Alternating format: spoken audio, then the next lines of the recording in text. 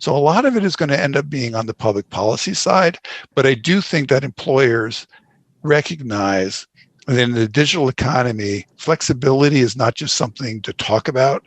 Flexibility actually is something to realize if we have more flexible policies in the competition for talent, the competition for experience, we'll have an edge.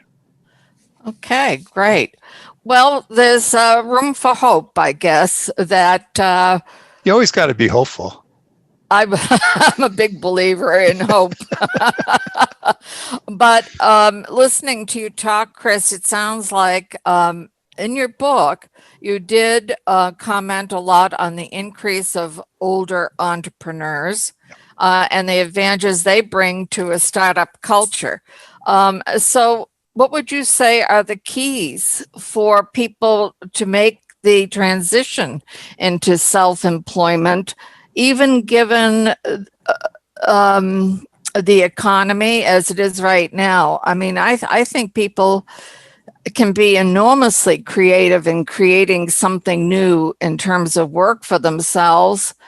It's always the best way, at least as I understood it, was to identify needs and develop something that meets the needs. And I've never forgotten learning about the people who created a business here in Florida. They happen to be divers, and they developed a business laying people's ashes on out at sea for people on reefs. I mean, the people are capable, I think, of a lot of great ideas, but is it possible, even in the economy we are in today, for people to move into entrepreneurship? So I think so. This is an unusual recession. I don't know if you saw the Wall Street Journal the other day, where this is a very unusual recession in that credit scores have improved. Typically, credit scores go down in a recession. They've improved during this recession. And then there's something else that's going on, which is that we're having record. Now, the data only goes back to 2004, by the way, but we're having record new business filings, absolutely off the charts, and increases of over about 78-80% from last year. So what's going on here? What is, and I got in touch with the Census Bureau, which collects the data. They don't break it down by age. That eventually we will get the age data, but the data that's coming out right now doesn't have it. So we don't know how much of that is the older entrepreneur who's been pushed out, lost their job, or has decided in this economy, this is the right thing to do. But I think one of the most optimistic things during this period of time is that more and more people are embracing entrepreneurship. And where the experienced worker has advantages, part of it is we live in this tech economy. And so, the cost of starting a business has gone way down. And typically your home is the office or your apartment. I would have added co-sharing space in the pre-COVID world, and in the post-COVID world, we'll add the co-sharing space, but that's not really a possibility right now. So you're usually doing it out of your home. And then the data is, it used to be, if we went back 15 years ago, the idea of starting your own business in your 60s, I mean, you'd be going, you're crazy. What are you doing? What are you thinking? Don't tap into that 401k. But the thing is, people aren't tapping into their 401k to do it. The typical small business that's started by someone 50 and over is $5,000 or less. And as I say, their home, the office is the home. And what they're doing is they're taking their skill. Because what does an entrepreneur do? An entrepreneur solves a problem. That's all an entrepreneur does. So they're taking their skill, their knowledge, their experience, and they're solving problems. Now, typically, often they're selling back to their previous employer. Hopefully, they're charging them a lot more money than their employer was paying them before. It's a nice little piece of revenge, can be anyway. But they're going back to their previous employer, but they're using their skill, their knowledge, or they've had some sort of avocation, some sort of passion, something that they just loved over the years. And they figure out a way that they can turn that into a business. But their stock of knowledge is, because of their passion, they actually understand the market. They understand the market really well. So again, solving a problem.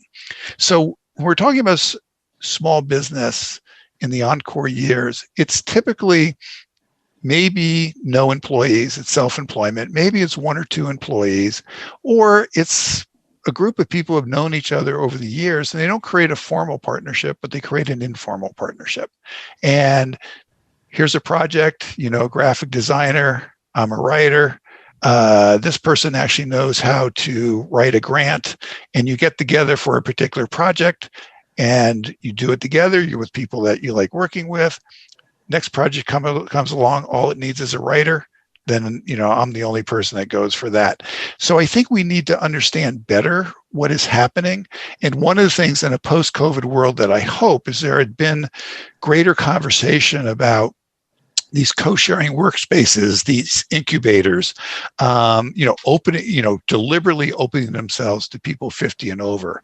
Because if you look at all the advertisements and you look at the discussion, it's always someone with, wearing fleece and a beard, or, running through the Colorado mountains, or canoeing through the Florida Everglades, and kind of ignoring the potential there with the older entrepreneur. So, and actually, if you go to a lot of these places, by the way, if you just walk through them, a lot of times half are 40 and over, half are 50 and over. So it's just that they were ignoring them. So it would be more deliberate. But again, it's about your skill, your knowledge, your experience. And, kind of at a core, most of us would like to be our own boss at some point. And, we get tired of being told to do more with less. And if I'm not going to do more with less, might as well do more with less for myself. I have to laugh, Chris, because back in 1988, I was in commercial banking at the time. And my boss, who wasn't the brightest bulb on the tree, used to love to have these meetings after work that we drone on and on about the numbers and how much money did you lend or get back. And it just, it was such a waste of human time that finally at one meeting I said, I'm sorry, I have to leave for another event. And when he said, do you really? And I said, yeah, I do really. And I got up and I left. And I handed in my resignation the next day because I was determined that I wasn't going to allow some fool to steal my life's time and energy away from me. And I've basically been self-employed ever since. Yeah.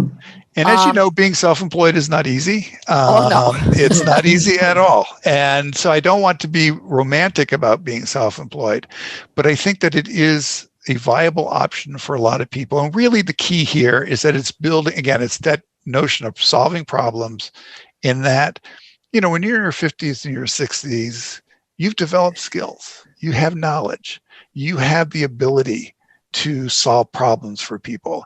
And so if you can make some money off of that, why not? And the other evidence, there's survey evidence that people, Urban Institute, I've seen it through them, and there might be some other people, are happier, even though they're making less money. Typically, you're making less money than your peer who's still fully employed, full-time job with benefits. Making less money, typically are happier. It's also easier, you were mentioning earlier about phased retirement. It's also oftentimes easier to sort of downshift as you want to go on your glide path, if that's what you want to do.